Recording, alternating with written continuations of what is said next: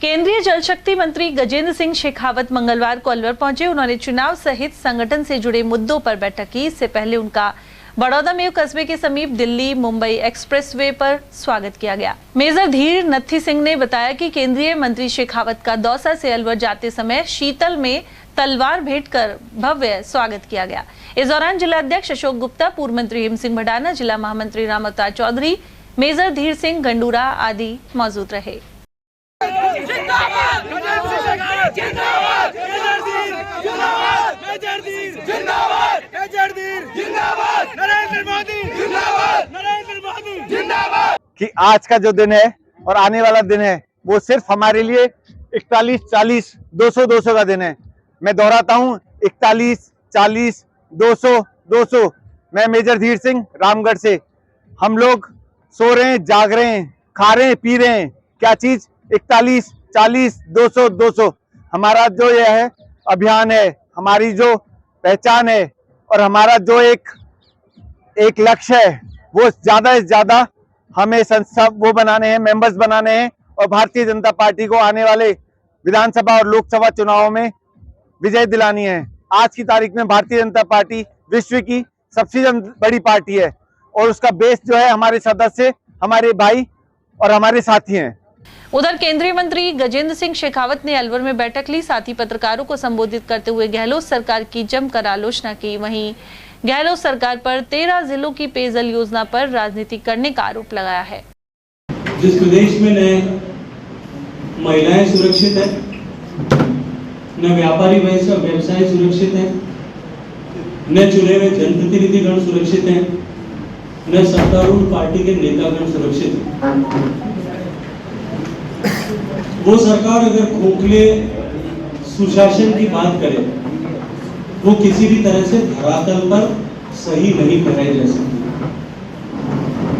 पिछले 4.5 साल से राजस्थान में जिस तरह की सरकार और सरकार की प्राथमिकताएं जो केवल और केवल कुर्सी बचाने या कुर्सी पर बने रहने तक सीमित होने के कारण से राजस्थान की सरकार का फोकस डेवलपमेंट से और लॉ एंड ऑर्डर दोनों से हट करके कहीं दूर चला गया और उसके चलते हुए राजस्थान के एक तरफ किसान बदहाल हुए, दूसरी तरफ राजस्थान के युवा बेहाल हुए।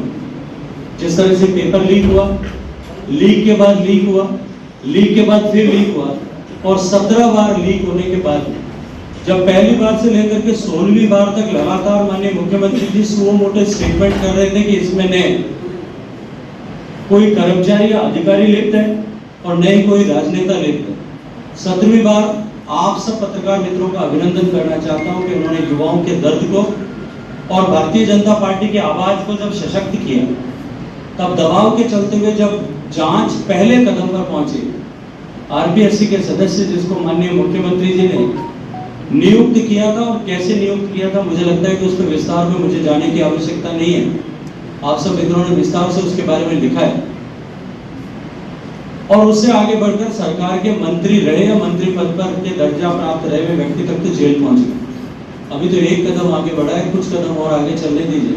कई सफेदपोश नेता कांग्रेस पार्टी के आपको जेल की सीटों के पीछे दिखाई देंगे। उससे आगे बढ़कर के राजस्थान में जिस तरह से महिलाओं के सम्मान के साथ में खिलवाड़ हुआ, मैं याद दिलाना चाहता हूं 2018 में कांग्रेस पार्टी का जो संकल्प पत्र था, उस संकल्प पत्र में जो बात की गई थी उसमें महिलाओं की सुरक्षा और सलामती को लेकर के बहुत विस्तार से चर्चा की थी।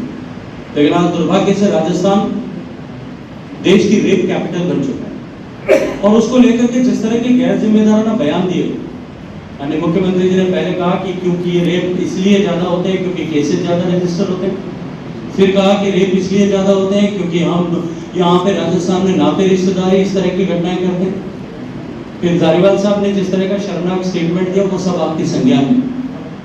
राजस्थान में किसान बदहाल है, युवा बेहाल है, महिलाएं असुरक्षित है और इसके साथ साथ में भ्रष्टाचार चरम पर है और राजस्थान में तुष्टीकरण का तांडव जिस तरह से हुआ है, आप सब ने देखा था अलवर की इस धरती पर किस तरह से कई 100 साल पुरानी शिवलिंग को तोड़ा गया और उसके कारण से इस तरह की घटनाओं का को प्रश्रय देने के चलते हुए राजस्थान में जिस तरह से सांप्रदायिक ताकतों के हौसले बढ़े, उसकी परिणति कन्हैयालाल के सिर को धड़ से अलग कर देने तक पहुंची। मैं आज आपसे ये प्रश्न करना चाहता हूँ कि अगर आपके माध्यम से प्रश्न करना चाहता हूँ कि अगर राजस्थान सरकार गंभीर होती तो निश्चित ही वहां आकर के इस विषय पर चर्चा करती, बातचीत करती और इसका कोई समाधान निकालती। लेकिन विषय यहाँ अंत नहीं हुआ। हमने बार बार उसके ऊपर प्रयास किया, लेकिन राजस्थान सरकार ने उस पर राजनीतिक प्रारंभ चालू रखी। उसके बाद में राजस्थान सरकार ने एक नए परियोजना को कंसीव किया और उसको उन्होंने ईसरदा नवलेरा गालवा बीसलपुर लिंक परियोजना ERCP के ओट में बनाना शुरू किया और उसकी प्रोजेक्ट रिपोर्ट बनाने की, DPR बनाने की जिम्मेदारी भी मेरे ही मंत्रालय के उसी वेबकॉस को दी। वेबकॉस ने उसको डिजाइन किया क्योंकि उन्होंने पेयजल की परियोजना बनाई थी, तब उसमें इन चारों लिंक के माध्यम से राजस्थान को 521 MCM पानी मिला। जो पूर्ववर्ती ERCP प्रोजेक्ट की कल्पना की थी उससे लगभग राजस्थान को 2900 MCM पानी मिलने की संभावना थी, लेकिन वो क्योंकि नियमों के अनुरूप नहीं थी, उसको बहुत ज्यादा पानी की उपलब्धि के आधार पर बनाया गया था, इसलिए वो संभव नहीं था। लेकिन हमने जो आग्रह किया था कि अगर आप इसको 75% डिपेंडेबिलिटी पर बनाओगे तो भी आपको 1750 MCM पानी मिलेगा और उसमें 60% हिस्सा, कुल लागत जो 40,000 करोड़ अनुमानित है उसका 60% हिस्सा भारत सरकार देगी। राजस्थान सरकार को केवल 15,000 करोड़ रुपया खर्च करना था और 1750 MCM पानी मिलने वाला था। लेकिन राजस्थान सरकार ने फिर राजनीति की और जैसा मैंने कहा, उन्होंने ईसरदा नवलेरा गालवा और बीसलपुर लिंक की कल्पना की और कहा कि इसको हम अपने स्वयं के खर्चे पर बनाएंगे। माननीय मुख्यमंत्री जी ने बार बार इस पर बढ़ चढ़ के स्टेटमेंट दिए। इस पर अनुमानित लागत 15,000 करोड़ रुपए थी और 15,000 करोड़ रुपए पूरा राजस्थान सरकार को खर्च करना था और पानी केवल 521 MCM मिलना। 1/3 पानी सामान्य उतना ही खर्च करके राजस्थान को मिलने देने की योजना बनाएगी। मैं आज आप सबको विषय देना चाहता हूँ। वो जो 521 MCM पानी जो मिलने वाला है, जिसकी संभावना मुझे आज भी नहीं लगती, क्योंकि वो इलीगल प्रोजेक्ट है, न उसमें टेक्निकल क्लियरेंस हुई है, न उसमें इन्वेस्टमेंट क्लियरेंस हुई है, न उसमें एनवायरमेंट क्लियरेंस हुई है, न उसमें वाइल्ड लाइफ क्लियरेंस हुई है। और इस परियोजना के अगेंस्ट में इन चारों कमियों के चलते हुए मध्य प्रदेश सरकार सुप्रीम कोर्ट में बात दायर कर चुकी। लेकिन फिर भी एक बार अगर मैं मान लूं कि ये परियोजना बन जाती तो मैं जिम्मेदारी से कह रहा हूं, क्योंकि DPR मेरे ही मंत्रालय ने बनाई है, इस 521 MCM से सिर्फ अजमेर, जयपुर और टोंक, इन 3 शहरों को पानी मिलने वाला है। न अलवर को मिलेगा, न दौसा को मिलेगा, न करौली को मिलेगा, न सवाई माधोपुर को मिलेगा, न बारा को मिलेगा और न इन बचे हुए शेष 10 जिलों को। इन 10 जिलों के सूखे प्यासे कंधों पर और सूखे खेतों पर राजनीति करने का काम गहलोत सरकार ने किया। 15,000 करोड़ की लागत से 521 MCM पानी लाना तो मंजूर है, जो सिर्फ 3 जिलों तक पहुंचेगा और 13 जिलों की प्यास बुझाने के लिए 1750 MCM पानी, 80,000 हेक्टेयर की सिंचाई को स्टेबलाइजेशन के लिए पानी, वो लाना राजस्थान के लिए मंजूर इनको नहीं था। मैं आपके माध्यम से प्रश्न पूछना चाहता हूं कि आप राजस्थान में की सरकार ने, अशोक गहलोत साहब ने क्यों किया, क्यों इन 10 जिलों के साथ में राजनीति की? लेकिन भारत सरकार में नरेंद्र मोदी जी ने जो हमें मार्ग दिखाया, उन्होंने कहा कि बाधाओं चुनौतियों से घबराने की आवश्यकता नहीं, नया मार्ग खोजने पर काम करना चाहिए।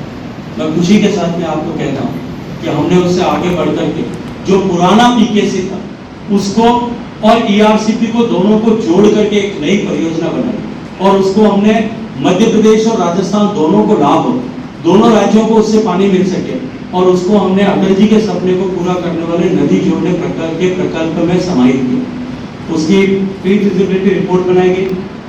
नेशनल वाटर डेवलपमेंट एजेंसी जो नदियों को जोड़ने के प्रकल्प को तैयार करने की अधिकृत संस्था भारत सरकार में, उसने इसकी PFR बनाई, प्री फिजिबिलिटी रिपोर्ट, दोनों राज्यों के साथ में चर्चा की, दोनों राज्यों को अधिकारी स्तर पर बिठा करके उनसे बातचीत की और बातचीत करके इस सहमति पर लेकर के आए कि हम इस पर काम करेंगे और दोनों राज्यों का लाभ इसमें हो, इसके लिए इस परियोजना की कल्पना करके इसको आगे बढ़ाएं। इस परियोजना के माध्यम से लगभग 2500 MCM, 2481 MCM पानी राजस्थान को मिलेगा और जिस 2481 MCM पानी से इन 13 जिले जिनकी मैंने चर्चा की, उन 13 जिलों को आगामी 30-40 वर्ष तक पेयजल की सस्टेनेबिलिटी मिले, 100% घरों तक जल जीवन मिशन के माध्यम से पानी पहुंचे, इसकी व्यवस्था उसमें की गई। इसके अलावा जो ERCP के ओरिजिनल प्रोजेक्ट में 80,000 हेक्टेयर स्टेबलाइजेशन का जो है विषय रखा गया था, कि 80,000 हेक्टेयर जो एग्जिस्टिंग हमारे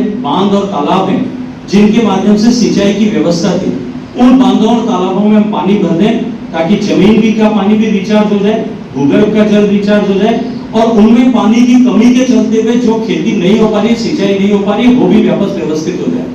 उसके आगे बढ़कर के भी जो ओरिजिनली आरसीपी में प्लान किया था राजस्थान सरकार ने वसुंधरा जी के समय में कि 2 लाख हेक्टेयर नई सिंचाई का रकबा सृजित होना चाहिए। 2 लाख हेक्टेयर का मतलब लगभग 15 लाख बीघा होता है। 2 लाख हेक्टेयर का मतलब लगभग 5 लाख एकड़ जमीन होती है।